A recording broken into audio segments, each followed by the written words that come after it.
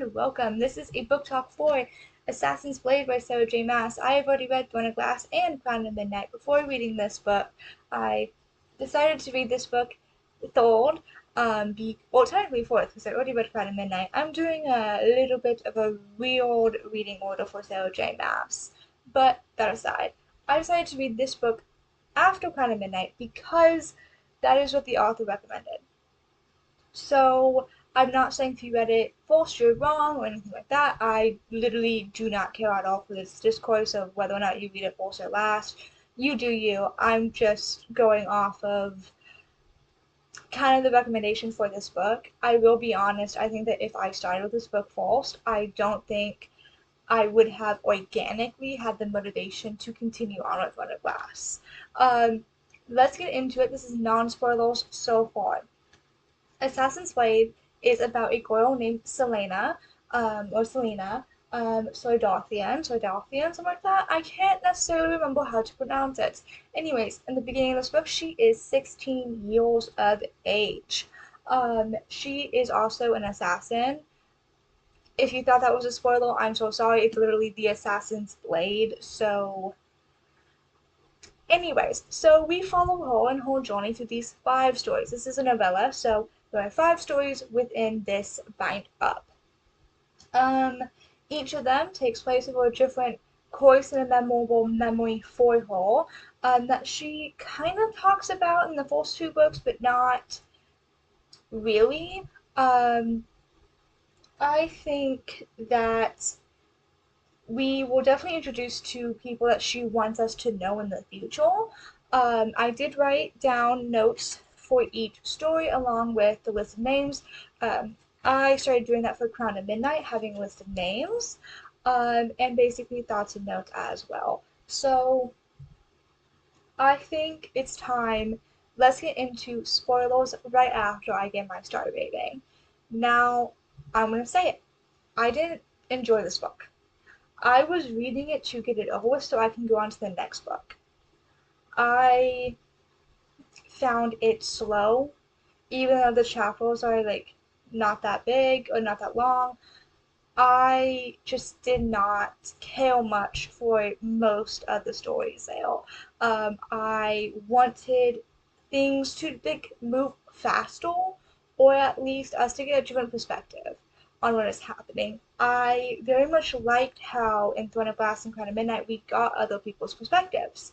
And not saying that I didn't like Selena's perspective, it's just I got bored. I find these stories very boring. Necessary, probably. I am not finished with the series. This is the first time I've ever read this book, so I don't know if it was necessary or it was not. Um, but at the very least, I didn't enjoy it, so I'm going to give it 1 star. Now, while that is harsh, um, that is what I will give this book. Is 1 star. Um, so that's me. If you enjoy this book, I love that book. I love that for you. But for me, it's a 1 star. Let's get into it. Spoiler section now. Let's get into story 1.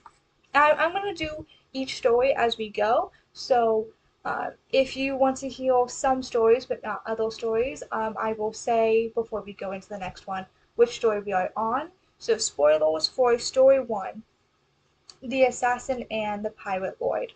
Now, I would say I probably enjoyed this one a little bit more than the other ones. I thought it was interesting.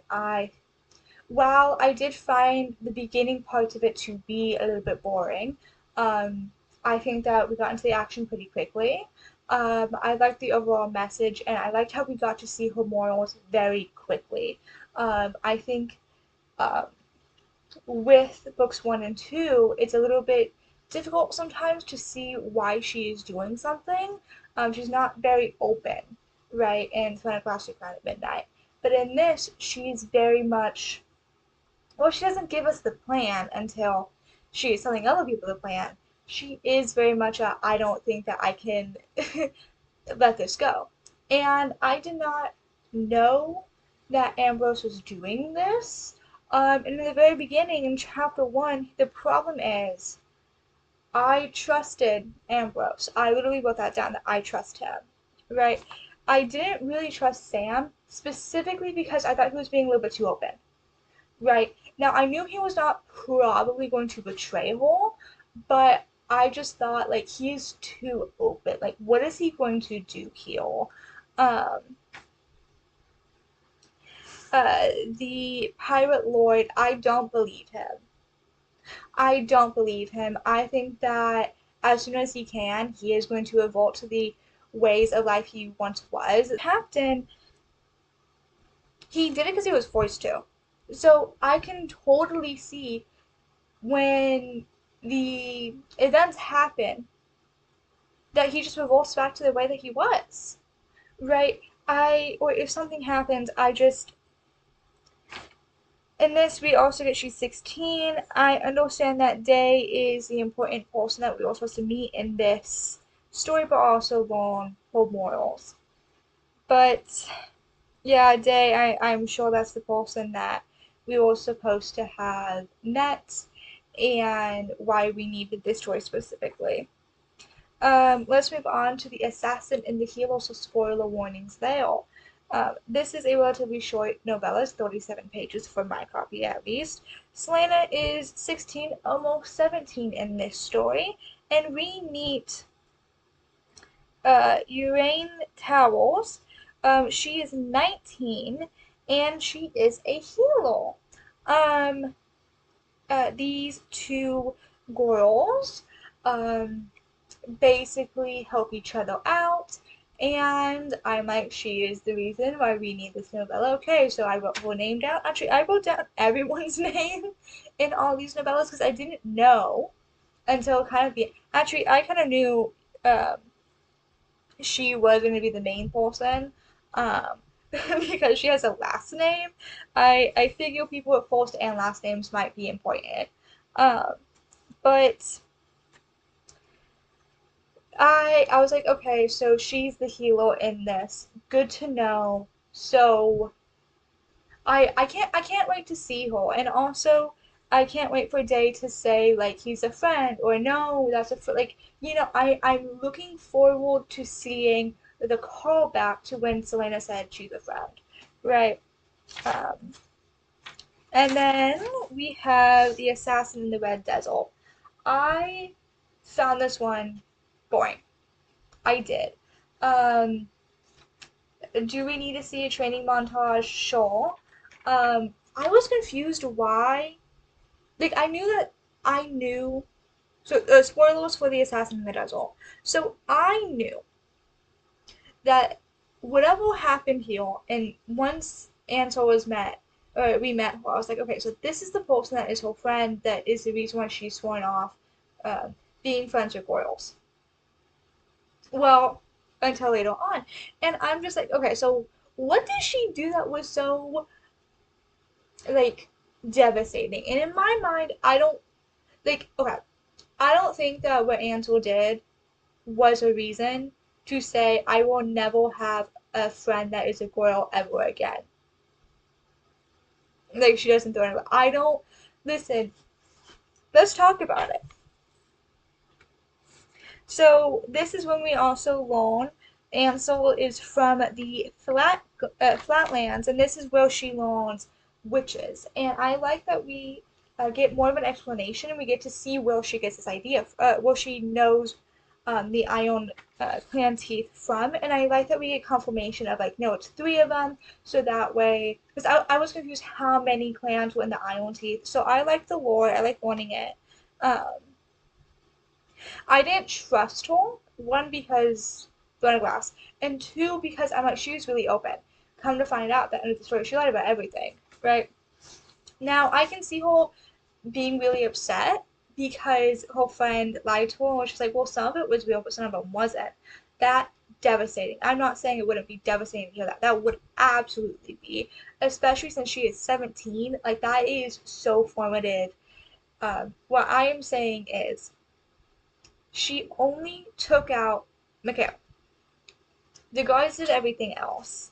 Um, and while it's like, yes, she did lead to it, she only took out the person that you know, got with her when she was 15.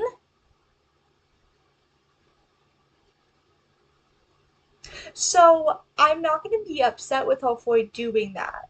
Like, Mikhail, he knew her age. So, honestly, that was the only person, so I'm like, it's fine. Um, I figure Ansel is the person that was supposed to remember and recall and all this kind of stuff. Um, let's move on.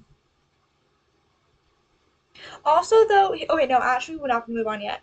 She still named Ansel the Defender of the Realm. Spoilers, Crown of Midnight. She's a queen. She is. Her dad, presumably, right? Her dad. Okay, no, she's Aelin. She's Aelin. Her parents, like she's a direct line to the throne. She's the closest line to the throne, and there's no one above her. So she's next in the line of succession. She is a queen. Whatever you want to say, lady, whatever. She is that person. For Terracin, she is.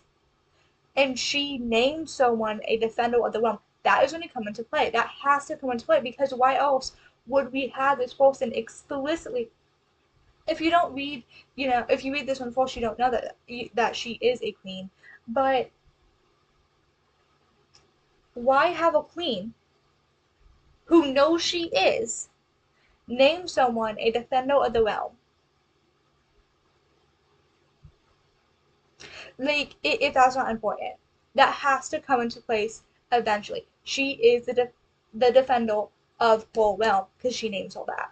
She literally gives her that title. Like, that's my thoughts on that. Let's move on to the assassin in the underworld. This is when all ideas, well, actually, it was already crushed, but the idea that Ambrose was a father figure to her, and only that, crumbled. Like, at that point, I knew that, okay, I was like, okay, we can't trust him. But I didn't know how much we couldn't trust him. And I went, what? What? Um, Horrified. And, um, I legitimately thought that this relationship between them was in the beginning, right? Before I read this, I thought the relationship, and this is why I said I trusted him, was going to be like The Last of Us. I thought this was going to be Joel and Ellie, that he found her, right, and took her in, even though he didn't want to. I thought that was a story that was going to come forth. I was thinking The Last of Us. I was wrong. I was wrong. Um, we in this get that the king has a list of names. The first time the list of names is mentioned, and I think, is this the list of names that the king has been giving her one by one? Um, and I mean, I thought this was the moment that Sam was no longer going, but I found it revolting, the bidding. And I don't think that you're not supposed to. I think that is the desired effect. And I find it devastating, truly, that these children don't realize it's a bad thing. I'm not quite sure if she just wants us to think that the age of majority is 17 in this realm. Um, and that's when they'll bring, but like, for her to be um, happy that she might have a bid that is really expensive. And maybe in her mind it is so that way she can get out sooner. But that is not what is described. But of course, we're not in her mind to know that. Um, I'm assuming that she is a person that we are supposed to remember later on. And I mean, there is a list now of women and girls, in this case, girl, that I have in each story, Carolyn and now Lysandra, that I'm like, we need them to not be around these men anymore. Um, I don't think the reason why he bid so high on her, I don't think it is simply because to make her upset. I think he legitimately meant that he invested enough into her. Um, I think that he meant that when he said it, and I think that it has an added bonus that it's going to make her upset. And I find it again devastating the reason why she finds it upsetting. Not that I blame her because she's a child. So let's move on to the assassin and the empire. We already knew how this story was going to end, especially if you've read Throne of Glass and Crown of Midnight. You already knew. I already knew.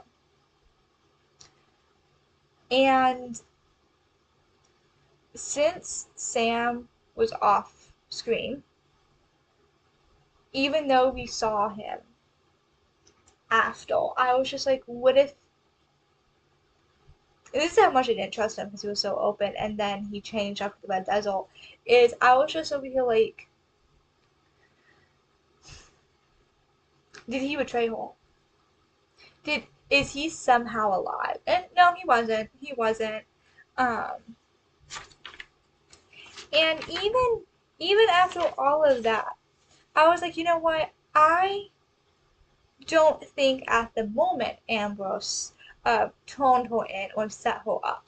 But I did also think like I can see multiple reasons why he would and why like I would believe it if he did. But in my mind, I'm like I can see him getting Sam out of the picture, but still her in reach, her dependent on him is what I thought was happening. Nope, nope. Not at all. And unfortunately, I did see that it was going to be like, oh, Farron did that so he could, become the king. And I'm not quite sure if I just saw it or if it was just told to us and I was just recalling it. Either way, um, I mean, because of Throne of Glass, we have some comfort. So, again, spoilers for Throne of Glass and Crown of Midnight. Spoilers for Throne of Glass and Crown of Midnight once again.